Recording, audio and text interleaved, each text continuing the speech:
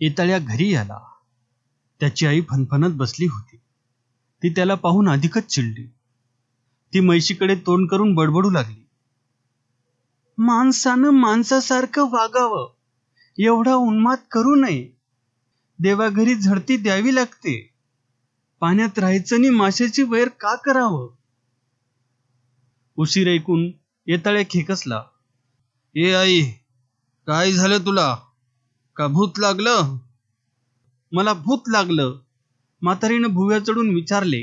आणि येताळ्या म्हणाला, हो हो, तुला नीट सांग, काय झालं ते? सांगू? म्हातारी एकेरीवर येऊन म्हणाली, त्या शेळक्याच्या पोरीला का अडवलीस? म्या कवा अडवली तिला? येताळ्या म्हणाला. तिनंच मला अडवलं. असं म्हणून तो बेगुमान हसला. म्हातारी अधिकच चिडली. सारा गाव तुझ्या नावानं बोंब ठोकतय. म्हातारी कपाळावर मारून घेत म्हणाली. आणि येताळ्या म्हणाला, बोंबलू दे. खुंटीला लावलेली कुऱ्हाड पुन्हा हातात घेऊन येताळ्या ओरडला. म्या अडविली असं? म्हातारी ठसकली. मग आता ते शेळक येऊन तुझा मुर्दा पाडतील तवा?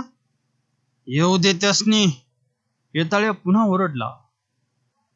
एका सवनं सोडून मारतो त्यासनी. बियाला शेळक ठेवीत नाही, बिमोड करतो. त्यांचा हात काय बांधल्या ती? म्हातारी गुरखली. मोकळं असू दे. येताळ्या एका पायावर उभा राहून बोलू लागला.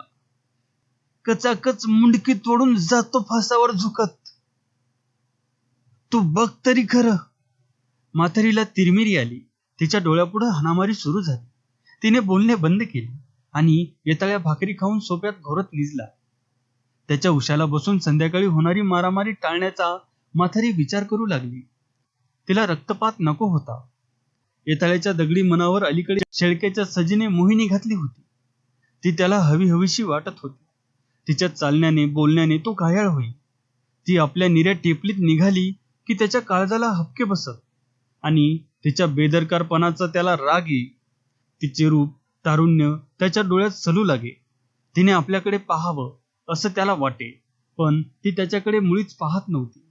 एखाद्या लांडोरीप्रमाणे डुलत जाई आणि येताळ्या वैतागे. पुढे पुढे सजीचा ताठा त्याला असह्य झाला. एकदा तरी तिचे नाक खाली करायचे, अशा ईर्षेनं तो तिच्या डाई पडला. अगदी सावलीसारखा तिच्या मागावर फिरू लागला. एखाद्या बहिरी ससाण्यासारखा सूर मारण्यासाठी टपला. एकेरीवर आला, परंतु सजीला कल्पनाच नव्हती. ती अप्रतिम स्वरूप, उन्मादक तारुण्य यामुळे 3 लोकांचे स्वामित्व प्राप्त झाल्यासारखी वागत होती. काल दुपारी सजी एकटीच पांदीने निघाली होती. पांदीला चीट पाखरूही नव्हते. निऱ्यांचा घोळ डाव्या हातात आवरून एखाद्या फुलाप्रमाणे ती चालत होती. पांदीच्या दोन्ही बाजूनं कुंपावरील फुलात भुंगे गुणगुणत होते. एक कावळा चिमणीच्या मागं लागला होता. तो भसाड्या आवाजात ओरडला आणि सजी चमकून वर पाहू लागली. इतक्यात येताळ्याने पांदी तोडी घेतली आणि हातात कुऱ्हाड धरून आडवा झाला.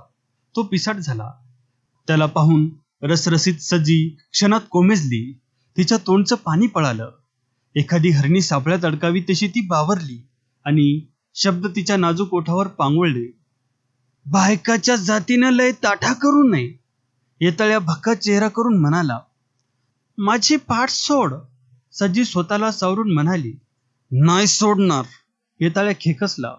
मी ओरडीन. तिनं धमकी दिली. ओरड. त्यानं घोगऱ्या आवाजात म्हटले आणि पुढे झेप घेतली. ती अंगावरून किंचित मागं सरकली. इतक्यात उस्माने अत्तार आपल्या शेळ्यांचं खांड घेऊन पांदीनं वर आला. त्याला पाहताच येताळ्या कुंपावरून उडी घेऊन बाजूच्या शेतात गेला. सजीच्या कंठात आलेला हंबरडा बाहेर पडला. लोक जमले. आरडाओरडा झाला. आरडाओरडा शेळक्याच्या आळीला गेला. सर्व शेळके डिरक्या ठोकीत उठले. त्यांनी कुऱ्हाडीत दांडे ठोकून तलवारी घासल्या. आता येताळ्याचा मुर्दा नक्की पाडणार असं गाव बोलू लागला. सूर्य मावळतीला फिरला. येताळ्या उठून बसला. त्याने अंगाला आळोखे पिळोखे देऊन जांभाई दिली आणि टाळू खाजवीत बसला. म्हातारीने बोलणे सुरू केले. ती म्हणाली. येताळा, पंजीम जवळ आली. बयाला तरी आण. जाकी बिडासनं. मग एवढी घाई का? त्यानं पुन्हा जांभाई दिली. पंचिम 8 दिवसावर आली या. बनीच्या घरी 4 रोज राहून ये, म्हातारी म्हणाली आणि भुव्या चढून येताळ्या ठिसकारला. छे छे, राहायचं नाव काढू न ग. तसं नव, म्हातारी सारव करीत म्हणाली. बया तुझी वाट बघत असेल. मग येताळा म्हणाला, पाहिजे तर आता जाऊन तिला सकाळी घेऊन येतो, पण राहणार नाही बरं. त्यानं चेहरा गंभीर केला आणि बीडला जाण्याच्या तयारीला लागला. चूळ भरून नवा सदरा घालून येताळ्या बहिणीच्या गावी निघाला. येताळ्या बीडला निघाला. शेळक्याची माणसं वाटत गाठून मारतील याची जाणीव असूनही तो हादरला नव्हता. उलट त्या प्रसंगाची तो आतुरतेने वाट पाहत होता. आपण जगात अजिंक्य आहोत, मृत्यू आपल्या पुढे उभाच राहू शकत नाही, अशी अहंता छातीत घेऊनच तो चालत होता.